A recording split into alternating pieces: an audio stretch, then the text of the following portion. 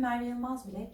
Bugün sizlerle Doktor Robin Walser'ın acı ve zihnimizde bastırdıklarımızla ilgili yaptığı sohbetten biraz bahsedeceğim. Ardından da Walser kısa bir meditasyon yaptırmıştı bize. O meditasyonu birlikte yaparız diye umuyorum.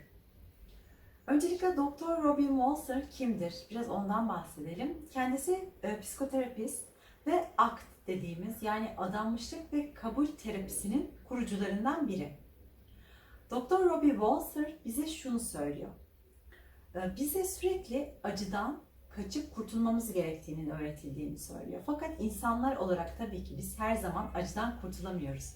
Özellikle kendimizde bu gücü görmediğimiz zaman bu sefer bir de acı çektiğimiz için acı çekmeye başlıyoruz ve acı katlanıyor. Daha büyük bir acı halini alıyor.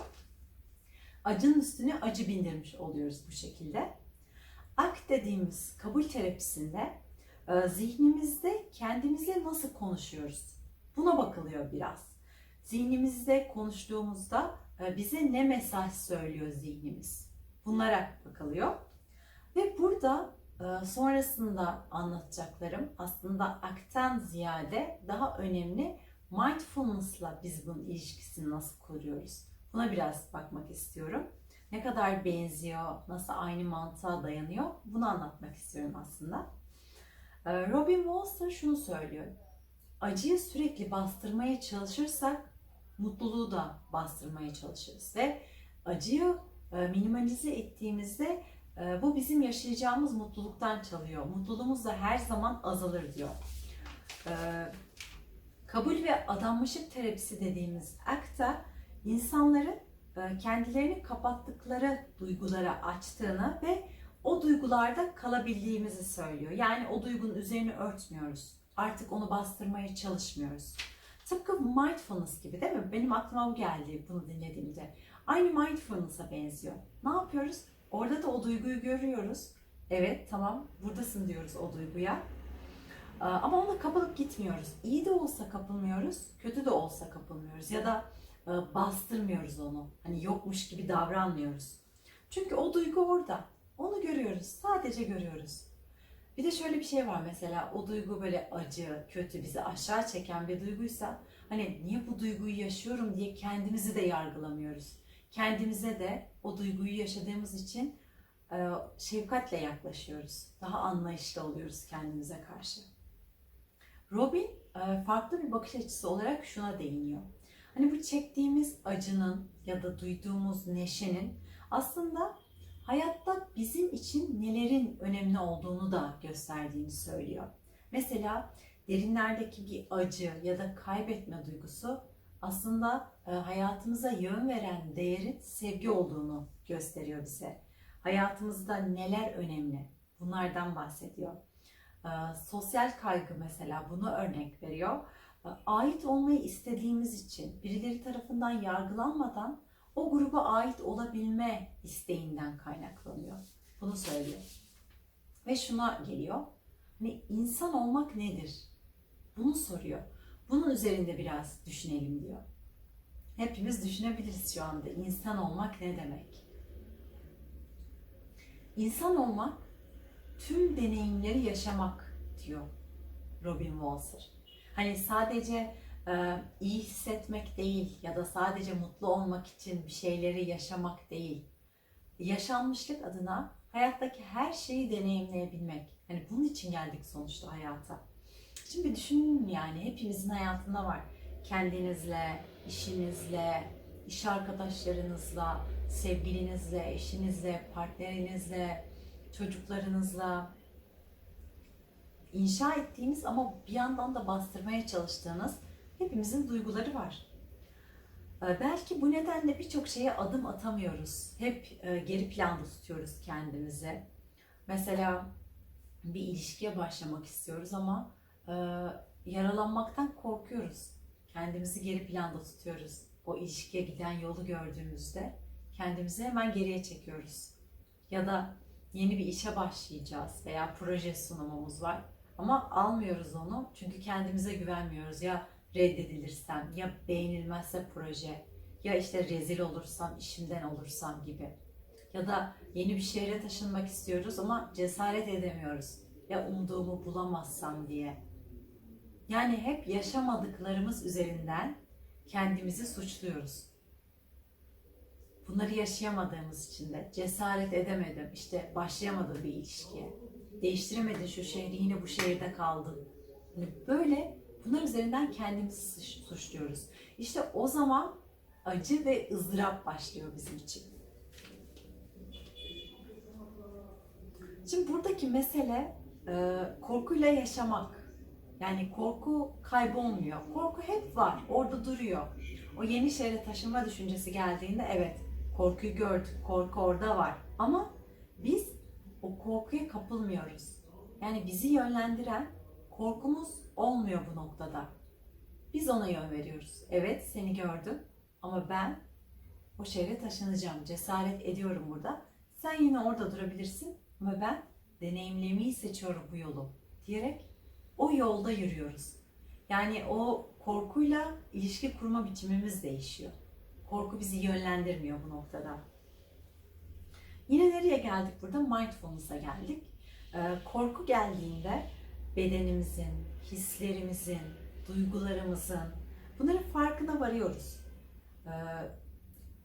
Bu farkına varma, bedeninin, nefesinin farkına varma, hislerinin farkına varma bu noktada senin korkuya kapılıp gitmeni de önlüyor. Çünkü sen anda, bedeninde olabiliyorsun o noktada.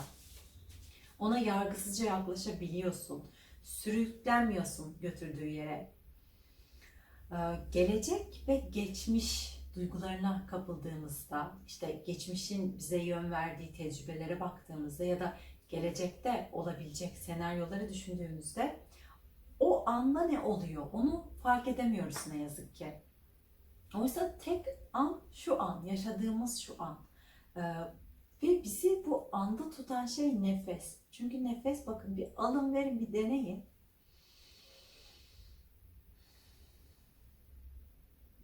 Değil mi? Nefes şu anda gerçekleşiyor. Bizi şu ana bağlayan bir çapa gibi aslında nefes. Ve tekrar Robin'e dönersek, Robin şunu söylüyor.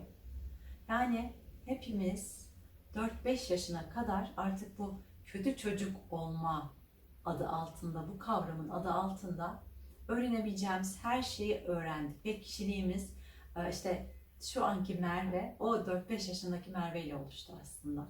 Robin bize bunu söylüyor ve ne yazık ki bunları artık geri çevirme şansımız yok diyor. Çünkü öğrenilenleri geri çevrilemediğini söylüyor. Fakat şuna değiniyor, üzerine ekleme yapabiliriz. Yeni bir şey ekleyebiliriz o bilginin üstüne.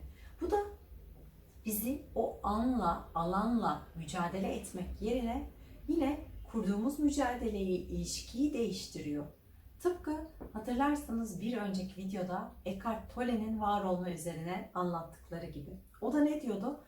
Olay değişmiyor ama bizim o olayla kurduğumuz ilişki değişiyor. Ve ilişki değiştiği için deneyimimiz de değişiyor. Bunu anlatıyordu bize.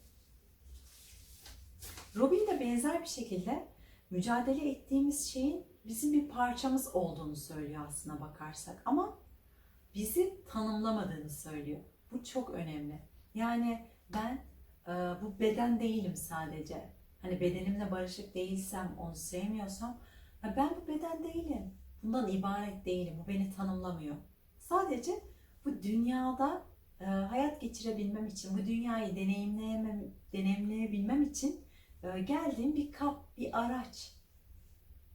Ya da korkularım, beni geri planda tutan, işte başaramayacaksın ya da şunu yapamayacaksın, bunu yapamayacaksın ya da pişmanlıklarım mesela varsa sizin de. Bunlar bizi tanımlamıyor. Merve onlar değil ya da siz onlar değilsiniz. Onlar sadece gelip geçen birer duygu durumu, birer his. Ve bunların düzeltilmeye ihtiyacı yok. Yani bunlarla mücadele edip değiştirmeye çalışmaya ihtiyacımız yok bunlara. Sadece insan olduğumuzu kabul etmemiz gerekiyor aslında biraz.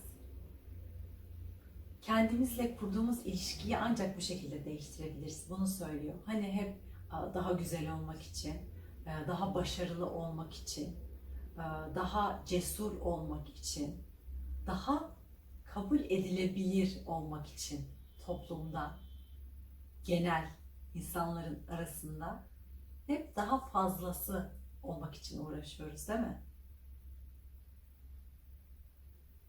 Bunlar seni mutlu ediyorsa tabii yine uğraşabilirsin. Ama eğer bunlarla savaşıyorsan, gerçekten bunlar istemediğin şeylerse ama daha iyi olmak adına bunları yapma zorunluluğunu duyuyorsan, iyi haber, bunlarla uğraşmak zorunda değiliz. Bunları bastırmak zorunda değiliz. Ve bu noktada işte hani daha insan olmanın ötesine gitmemiz gerekmiyor. Hep bunun için uğraşıyoruz. Ya, olduğumuz halimizle sadece insanız. Daha bir insanlaşmaya geri dönmemiz gerektiğini söylüyor Robin Walser. Sadece mutlu olmak için yaşamamalıyız diyor. Sen yani sadece mutlu olmak için yaşayamazsın. Yaşamak için, sadece yaşamak için yaşayacaksın diyor. Onunla birlikte mutluluk da gelir, acı da gelir. Ama hepsi geçer. Mutluluk da geçer, acı da geçer.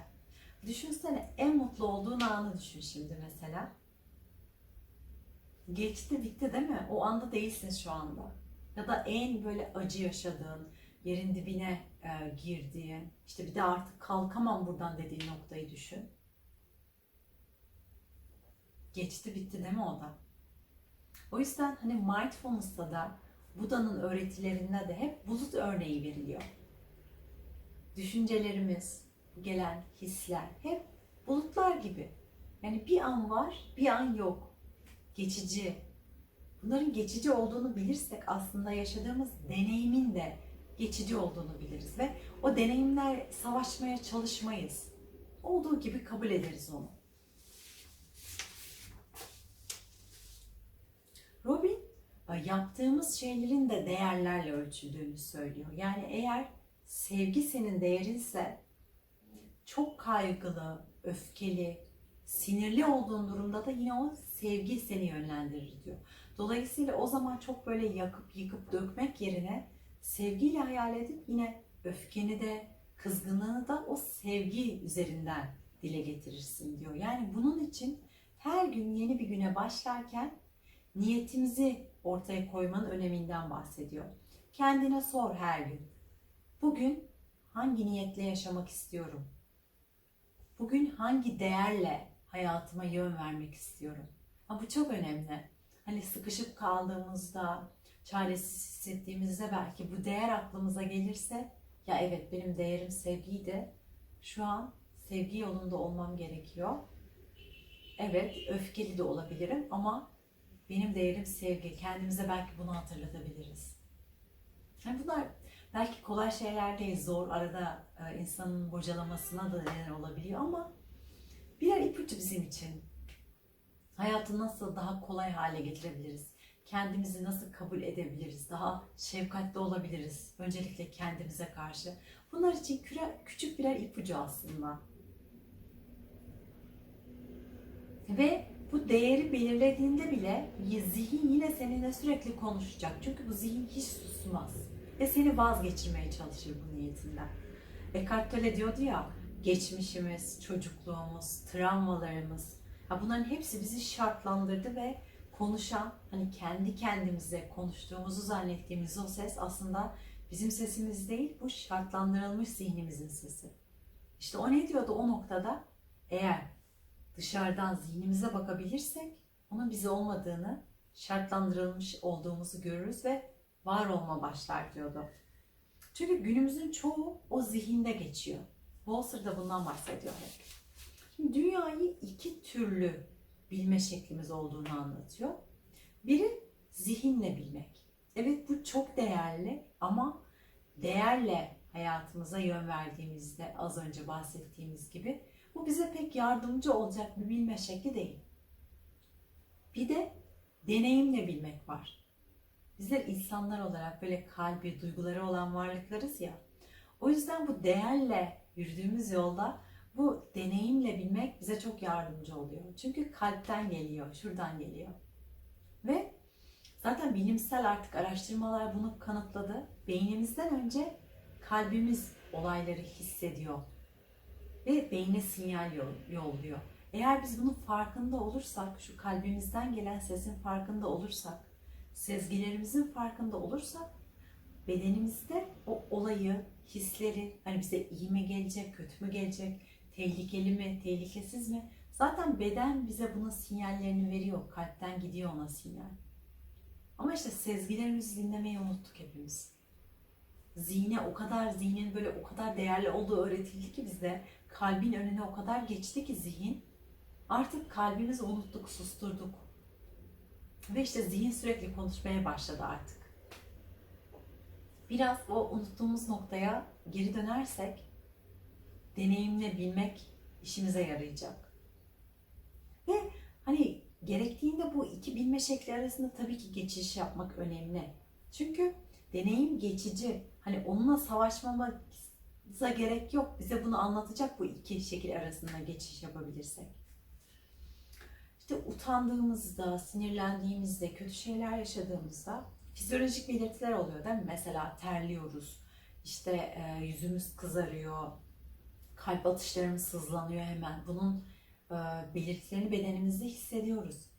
Bir de aynı zamanda zihin konuşuyor. Diyor ki, bitse de kurtulsan ya, bir an önce şuradan çıksam gitsem, işte rezil oldun artık sen, kendini aptal durumuna düşürdün. İşte yerin dibine girdin, artık kimse senin yüzüne bakmayacak. Hadi bakalım bir daha nasıl kendini kanıtlayacaksın? Bunlar hep zihnin konuştukları, zihnin söylediği şeyler. Yani hepimiz bunları yaşadık. Her gün yaşıyoruz. Robin de yaşadı. Robin'in deneyimi var mesela. Şunu anlattı. Topluluk önünde konuşurken çok kızarıyor. Ve bu konferansı gerçekleştirdiğinde de canlı yayında bize gösterdi, gerçekten suratı kıpkırmızı, buraları kıpkırmızı. Yani topluluk içinde konuşurken kızarıyor. Bu onun insanlık hali, bir durumu. Bir gün alanında psikoterapistlerden, çok ünlü kişilerden bir konferans için davet alıyor. Ve kariyer için çok önemli bir davet bu. Şunu söylüyor kendine, yani kendimi orada rezil etmemem gerekiyor ve kızarmamam gerekiyor. Konferanstan önce buna başlıyor, kendini telkin etmeye.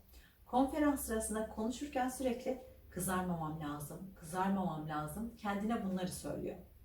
Ne diyor? Herkes bana böyle bakıyordu garip bir şekilde diyor. 2 saat sonra konferans bitince aynayı aldım ve yüzüme baktım diyor. Evet diyor, terlememiştim ve kızarmamıştım. Hiçbir kızarıklık yoktu suratımda diyor. Ama daha beteri vardı diye anlatıyor. Bütün makyajı, siyah kalemi, rimelleri, bütün suratına akmış ve suratın bir palyaço gibiydi. Simsiyahtı diyor.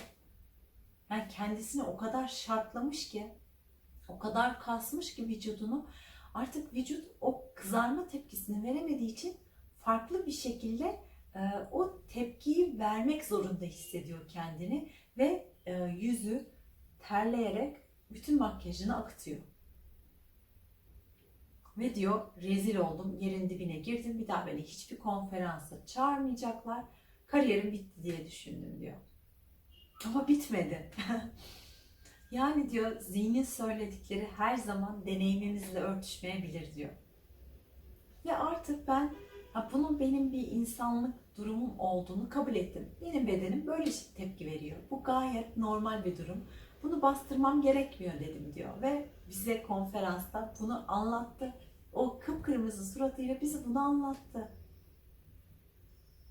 Ya, o kızarma haliyle artık savaşmıyor. Onu kabul etmiş ve kendini deneyimden de geri çekmiyor. Hala konferanslar vermeye devam ediyor. Hepimizin hayatında yok mu böyle durumlar? Hepimizin var. Ama işte savaşmamız gerekmiyor. Bunu belki anlamamız gerekiyor biraz.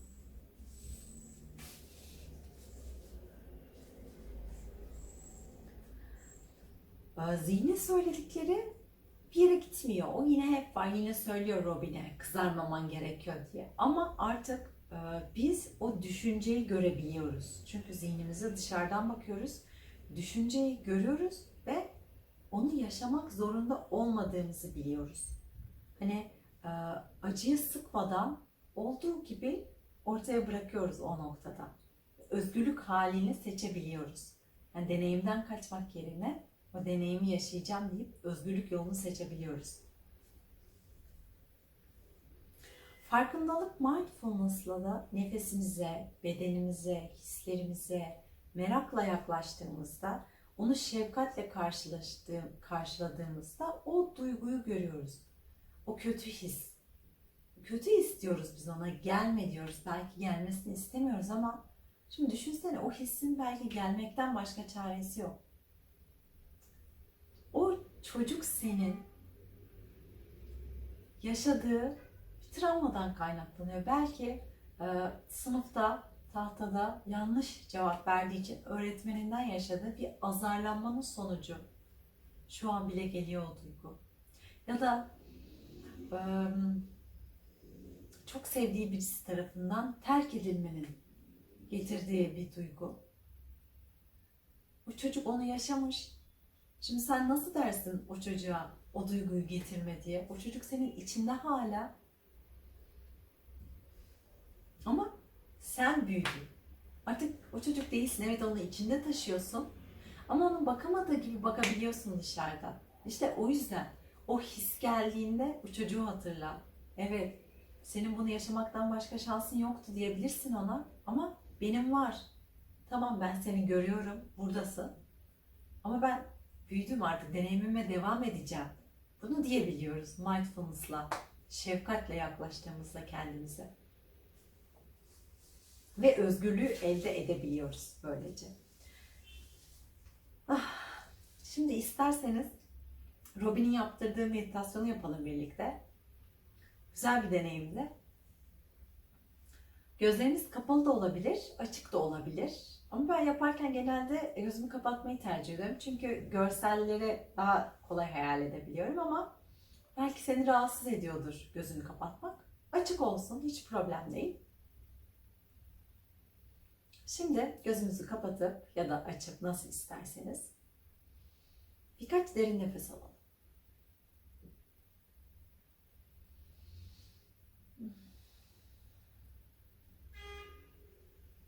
Nefesi alıp daha yavaş bir sürede yavaş yavaş verelim. Birkaç kez daha.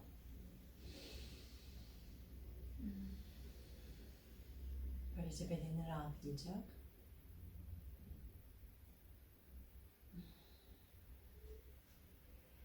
Şimdi ellerini kalbine koymanı istiyorum. Ne duyuyorsun? Kalbin pıt pıt pıt atıyor değil mi? O yumruğun kadar olan kalp seni hayatta tutuyor. Yorulmadan, durmadan, her gün, her an, her saniye senin için çalışıyor o kalp. Sadece hayatta kal ve bu dünyayı deneyimle diye. Neler hissettiriyor sana şu anda onu duymak? O korkmuyor, sürekli çalışıyor. Sadece sen dünyayı deneyimle diye.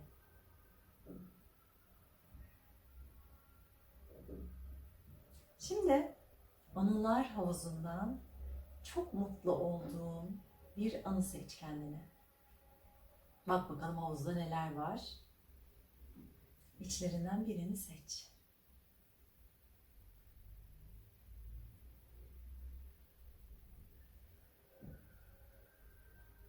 Seçtin.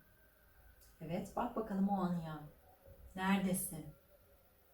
Yanında kimler var?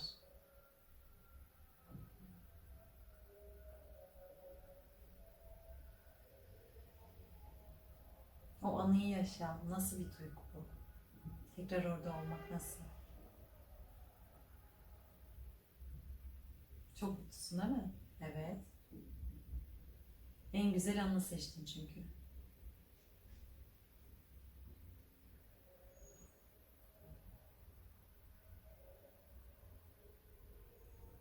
Şimdi o anıya daha geniş bir perspektiften bakmanı istiyorum.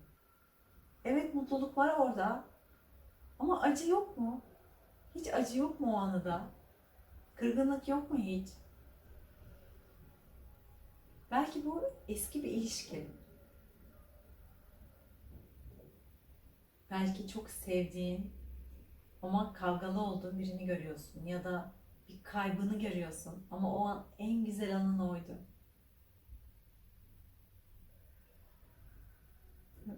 Ve şimdi fark etmeni istiyorum. Düşünmeni istiyorum. Kendine bu soruyu sormanı istiyorum.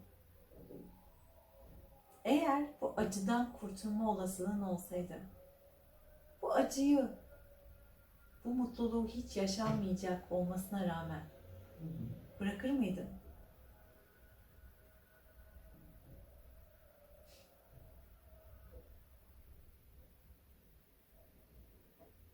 Evet. Her birimizin deneyiminde o acı var. Ama acıyla birlikte mutluluk da var. İkisi birlikte birbirini tamamlıyorlar. Birbirine eşlik ediyorlar. Hayat gibi.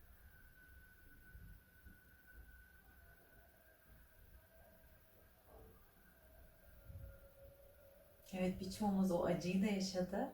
Ama şimdi o anımıza baktığımızda o mutlu olduğumuz zamanları görüyoruz.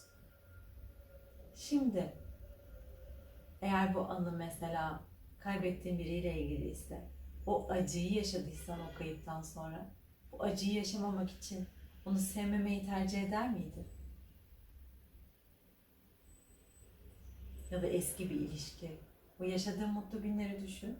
Sonrasında üzülmemek için o anıları biriktirmez miydin?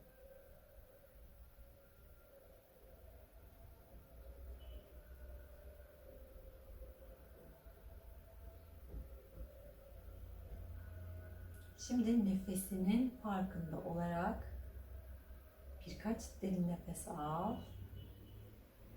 Yavaşça ver. Ve kendine şunu sor. Beni yönlendiren değer ne? Ve içinden cevabın gelmesini bekle.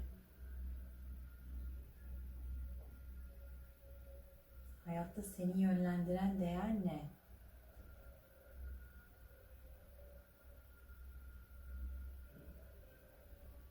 Cevap geldiyse hazır olduğunda gözlerini açabilirsin. Ve bu gelen cevaptaki değer her neyse, her yeni güne başlarken bu niyetle eğer gününe başlarsan deneyimlerin senin için daha keyif verici olur. Kendine karşı daha şefkatli yaklaşabilirsin. Sevgiyle kalın. Teşekkürler dinlediğiniz için. Namaste.